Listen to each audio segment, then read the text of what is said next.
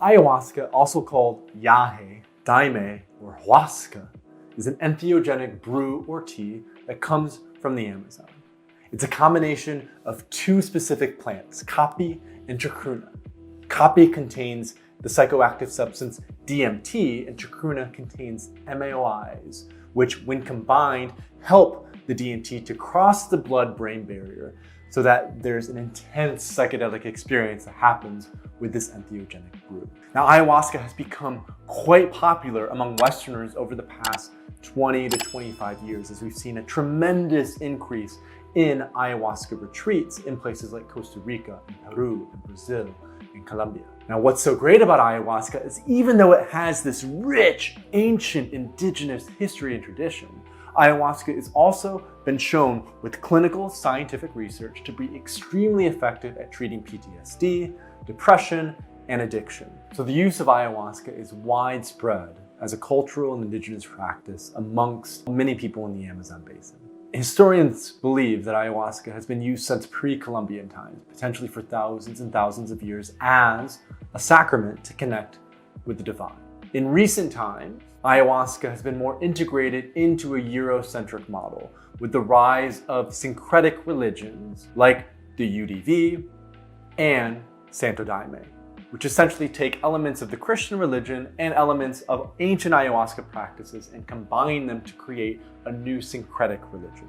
In fact, the UDV and the Santo Daime can both legally use ayahuasca in the United States and Canada under the Religious Protection Freedom Act. Before sitting in ceremony with ayahuasca, it is recommended to carry out an ayahuasca dieta. Now, a dieta is a specific way to prepare the body, mind, and soul for an ayahuasca experience. It's an opportunity to cleanse the self before stepping into a ceremony with a shaman or with a facilitator. Now, usually what an ayahuasca dieta includes is cutting out certain things that distract us, certain things that are toxins in the body. All processed food, all sugar, all alcohol, all cannabis, also cutting out things like red meat, cutting out sex, anything that's taking us and distracting us from connecting to ourselves, from connecting to our center. It's recommended that is cut out as part of the ayahuasca dieta. Some people are very intense about the dieta and will do it for up to a month before the ceremonies, and some people are a little bit more laid back and will do it just for the week before. But however long you do it, it is critical to prepare the self for an ayahuasca experience with the dieta. It will definitely improve the efficacy of the overall experience. Well-known physician Dr. Gabor Mate often talks about how ayahuasca is like 10 years of therapy in a single night. It's an incredible antidepressant when used with intention and responsibility. In fact, recent research showed that compared to placebo, the ayahuasca was almost twice as effective in helping to treat issues of depression. There have also been a number of war veterans who have gone down to the Amazon and to Costa Rica and to even Florida to sit with ayahuasca because it's also super effective at healing trauma and PTSD. There are a number of nonprofits that have popped up, so if you are a war veteran who is interested in ayahuasca for PTSD, be sure to check out those nonprofits. In clinical research, ayahuasca has also been shown to stimulate the growth of new brain cells. Now, when we think of brain cells, we think, oh, once brain cells are gone, they're gone. But that's not the case with ayahuasca. Ayahuasca can help with neurogenic growth of new brain cells, which can have incredible implications for how we treat clinical issues and how further we improve the adaptability, we improve the learning capacity of the brain. When it comes to ayahuasca, there are two main risks and concerns that you need to be aware of as you're looking to work with this powerful plant medicine. The first one is unvetted retreat centers or underground ceremonies. The most critical aspect of your ayahuasca experience will be the curandero, the shaman, the facilitator, whoever's holding the space and creating the space to lead you through the ceremony. Unfortunately, with the rise of popularity in ayahuasca in the Western world, there are a number of unsavory characters who have taken advantage of the growth of interest as a way to manipulate and basically become a predator around unsuspecting people.